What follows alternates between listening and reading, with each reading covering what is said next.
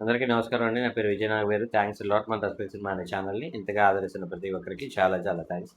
Again came back with one more casting requirement అండి. ఇది వచ్చేసి ఆ ఫిలిం బై బ్రిజేష్ అని అంటున్నారు. ముసుగు లేని మనసులు అనేది సినిమా టైటిల్ అంట. ప్రొడ్యూసర్ పేరు వచ్చేసి శివశంకర్ ఏఆర్ అంటున్నారు. So casting call we are looking for talented actors for various roles అని అంటున్నారు. సో వీళ్ళు ఇక్కడ చాలా రోల్స్ ఇచ్చారండి. నేను మీకు డీటెయిల్గా చెప్తాను. క్లీన్గా విని మీరు ఆ పాత్రలకు సెట్ అవుతారు అనుకున్నట్లయితే ఇమీడియట్గా వాళ్ళని అప్రోచ్ అయ్యే ప్రయత్నం అయితే చేయండి. సో వీళ్ళకి వచ్చేసి హీరో మదర్ కావాలంటే 40 నుండి 45 సంవత్సరాల లోపు వాళ్ళు. అలాగే హీరో ఫాదర్కి 48 నుండి 50 సంవత్సరాల లోపు వాళ్ళు. హీరో బాబాయ్కి 44 నుండి 45 సంవత్సరాల లోపు వాళ్ళు. హీరో బాబాయ్ వైఫ్ అంటే పిన్ని 42 సంవత్సరాలు ఉండాలి అని అంటున్నారు. ఒక యంగ్ బాయ్ కావాలంటే 17 సంవత్సరాలు. ఒక యంగ్ గర్ల్ కావాలంటే 13 సంవత్సరాలు. అలాగే హీరోయిన్ ఫాదర్ కావాలంటే 48 సంవత్సరాల లోపు వాళ్ళు. హీరోయిన్ మదర్ కావాలంటే 35 నుండి 40 సంవత్సరాల లోపు వాళ్ళు. హీరోయిన్ మామ కావాలంటే 37 నుండి 38 సంవత్సరాల లోపు వాళ్ళు. హీరోయిన్ అత్త కావాలంటే 32 నుండి 36 సంవత్సరాల లోపు వాళ్ళు. అలాగే హీరోయిన్ చెల్లెళ్ళు కావాలంట 12 సంవత్సరాలు. హీరోయిన్ ఫ్రెండ్స్ కావాలంట 25 సంవత్సరాల లోపు వాళ్ళు. ఒక ఓల్డ్ బామ్మ కావాలంటే 68 సంవత్సరాల లోపు వాళ్ళు. సో చిన్న పిల్లలు కావాలంటే ఇద్దరు 7 నుండి 8 సంవత్సరాలు ఉండాలి అని అంటున్నారు. అలాగే గర్ల్స్ కూడా 7 నుండి 8 సంవత్సరాల లోపు వాళ్ళు ఇద్దరు కావాలి అని అంటున్నారు. బ్యాక్గ్రౌండ్ ఆర్టిస్టులు అంటే కైండ్ ఆఫ్ జూనియర్ ఆర్టిస్టులు అన్ని వయసుల వాళ్ళు కావాలంట. We have talent, we have the platform, be a part of the beautiful journey అని అంటున్నారు. ఇంట్రెస్టెడ్ క్యాండిడేట్స్ కెన్ కాంటాక్ట్ అని ఇక్కడ వాళ్ళ కాంటాక్ట్ డీటెయిల్స్ ఇచ్చారండి. అది నేను మీకు చెప్తాను. దానికంటే ముందు మన సబ్స్క్రైబర్ అడిగిన ప్రతి ప్రశ్నకి సమాధానం చెప్పడం అనేది మన బాధ్యత. కాబట్టి మన సబ్స్క్రైబర్ ఏం అడిగారు అంటే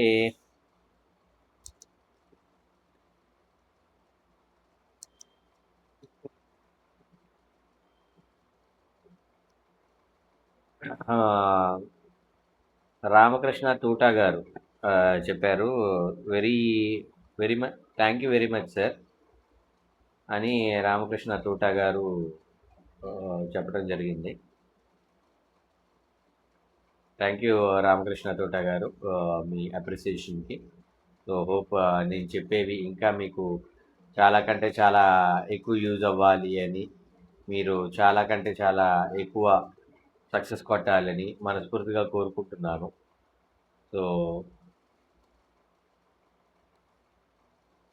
ఉదయ్ భాస్కర్ గారు అడిగారండి, హాయ్ సార్, మీరు ఎఫ్బీలో టికెట్ రేట్స్ కోసం ఒక పోస్ట్ పెట్టారు, బాగుంది. మరి అదే విషయం మీరు ప్రొడ్యూసర్స్ గురించి చెప్పొచ్చు కదా, మీరు ఎలాగూ మూవీ ఇండస్ట్రీలోనే ఉన్నారు కదా అని అడగటం జరిగిందండి. సో దానికి నేను తప్పకుండా ఆన్సర్ చేసే ప్రయత్నం అయితే చేస్తాను. సో యాక్చువల్గా నేను ఎఫ్బీలో పెట్టిన పోస్ట్ ఏంటి అనేది మీ అందరికీ ఒకసారి చదివి వినిపించే ప్రయత్నం అయితే చేస్తాను. నేను ఎఫ్బీలో పెట్టిన పోస్ట్ ఏంటి అంటే,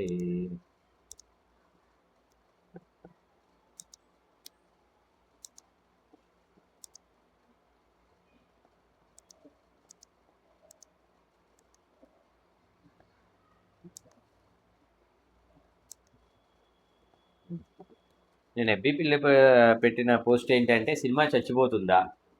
కాదు కాదు, వెండితెర తన వైభవాన్ని కోల్పోబోతుంది. వినటానికి కష్టంగా ఉన్న ఇదే నిజం. నమ్మరా? అయితే ఇది పూర్తిగా చదవండి.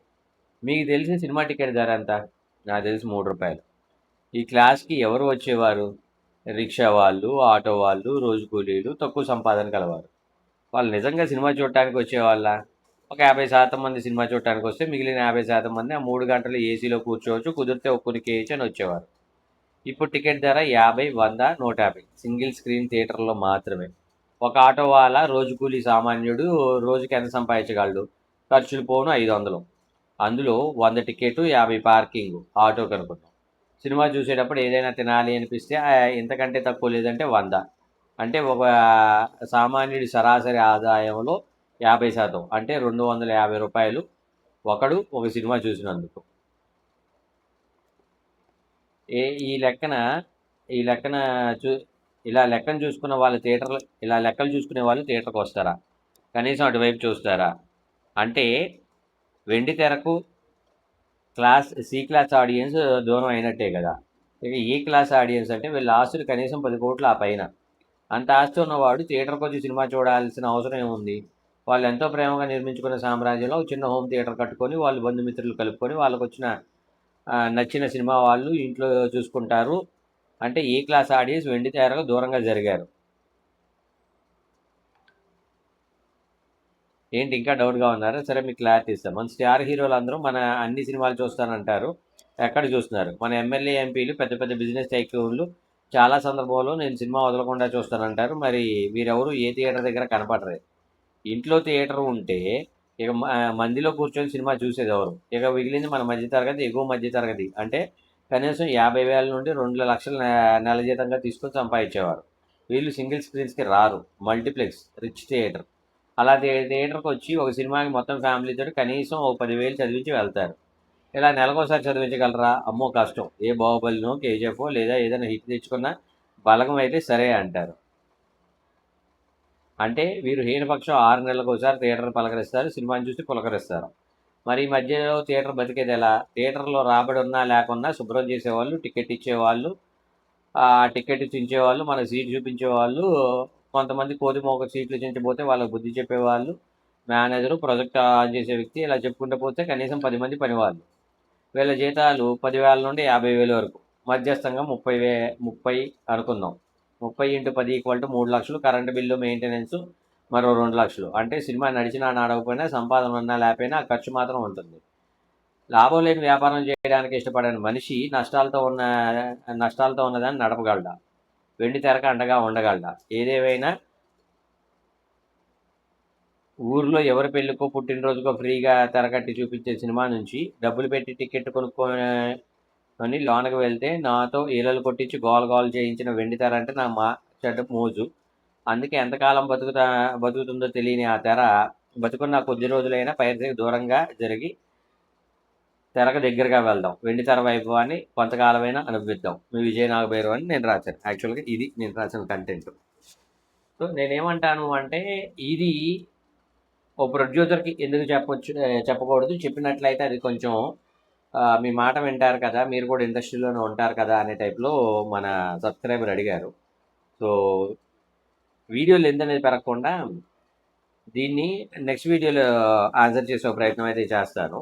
ప్రస్తుతానికైతే వీళ్ళ కాంటాక్ట్ డీటెయిల్స్ చెప్తాను, నోట్ చేసుకోండి.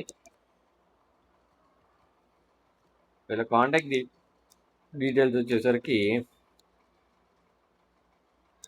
ముసుగులేని మనసులు ఆ సినిమాకి కాంటాక్ట్ డీటెయిల్స్ చెప్తాను, నోట్ చేసుకోండి. shannutfi@gmail.com, SHANNU, Shannu TFI, Telugu film ఇండస్ట్రీలో మొదటి అక్షరాలు @gmail.com అనేది వాళ్ళ మెయిల్ ఐడి. సో డిస్క్లైమర్ మీ అందరికీ తెలిసిందే కదా, నేను పెట్టే ఏ పర్టికులర్ కాస్టింగ్ రిక్వైర్మెంట్కి నాకు ఎటువంటి వ్యక్తిగతమైన లావాదేవీలు వీళ్ళెవరో కూడా నాకు తెలియదు. వీళ్ళని ఎవరైనా మిమ్మల్ని డబ్బులు అడిగినా, మోసం చేసే ప్రయత్నం చేసినా నమ్మకండి, మోసపోకండి, జాగ్రత్తగా ఉండండి. వీడియో నచ్చిందా లైక్ చేయండి, వీళ్ళంత ఎక్కువ మందికి షేర్ చేయండి. ఎవరైతే సబ్స్క్రైబ్ చేసుకోకుండా చూస్తున్నారో please do subscribe. Thank you and all the best.